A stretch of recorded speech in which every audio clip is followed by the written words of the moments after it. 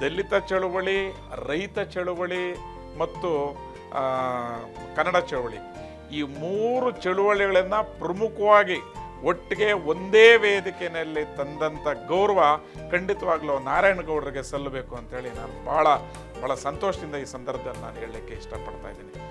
ನಾರಾಯಣಗೌಡರು ತಮ್ಮದೇ ಆದಂಥ ನಾಯಕತ್ವದ ಅಡಿನಲ್ಲಿ ತಮ್ಮದೇ ಆದಂಥ ರೀತಿಯಲ್ಲಿ ಸಂಘಟನೆಯನ್ನು ಮಾಡಿಕೊಂಡು ರಾಜ್ಯದ ಎಲ್ಲ ಜಿಲ್ಲೆಗಳಲ್ಲೂ ಕೂಡ ಸಂಘಟನೆಯ ಶಕ್ತಿಯನ್ನು ಹೆಚ್ಚಿಸಿಕೊಂಡು ಎಲ್ಲ ಸಾಹಿತಿಗಳ, ಕಲಾವಿದರುಗಳ ಮತ್ತು ಎಲ್ಲ ರಾಜಕೀಯ ಪಕ್ಷಗಳ ಹಾಗೆಯೇ ಸಮಾಜದ ಎಲ್ಲ ವರ್ಗದ ಜನರ ಸಹಕಾರವನ್ನು ಕೂಡ ಪಡ್ಕೊಂಡು ಒಂದು ಶಕ್ತಿಯುತವಾದಂಥ ಸಂಘಟನೆಯನ್ನು ಇವತ್ತು ರಾಜ್ಯದಲ್ಲಿ ಹುಟ್ಟಾಕಿದ್ದಾರೆ.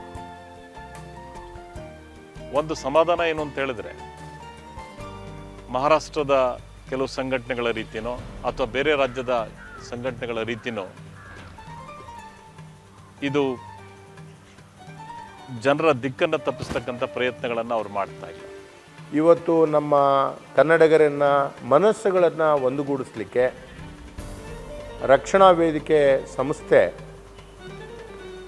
ದುಡಿತಾ ಇರ್ತಕ್ಕಂಥದ್ದು ನನಗೆ ಭಾಳ ಅಭಿಮಾನ ಇದೆ.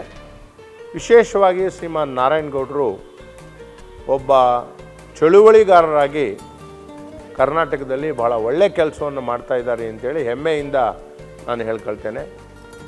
ಮತ್ತು ರಕ್ಷಣಾ ವೇದಿಕೆಯ ಕಾರ್ಯಕರ್ತರಲ್ಲಿ ಇರ್ತಕ್ಕಂಥ ಶಿಸ್ತಿನ ಬಗ್ಗೆ ನಾನು ಭಾಳ ಅಭಿಮಾನ ಪಡ್ತೇನೆ.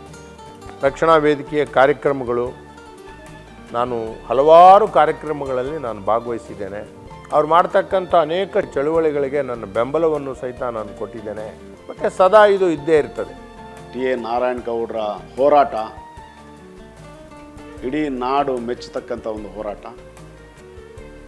ಕಳೆದ 5-6 ವರ್ಷಗಳಿಂದ ಅವ್ರ ಜೊತೆ ನನ್ನ ಒಡನಾಟ ಭಾಳ ಆತ್ಮೀಯವಾಗಿ ಬೆಳೆದು ಬಂದಿದೆ. ಕರ್ನಾಟಕದ ನೆಲ ಮತ್ತು ಜಲ ಭಾಷೆ ರಕ್ಷಣೆ ಮಾಡೋದರಲ್ಲಿ ಇತ್ತೀಚಿನ ದಿನಗಳಲ್ಲಿ ಬಹುಶಃ ನಾರಾಯಣಗೌಡರನ್ನ ಬಿಟ್ಟರೆ ಬೇರೆ ಯಾರೂ ಮಾಡಿಲ್ಲ.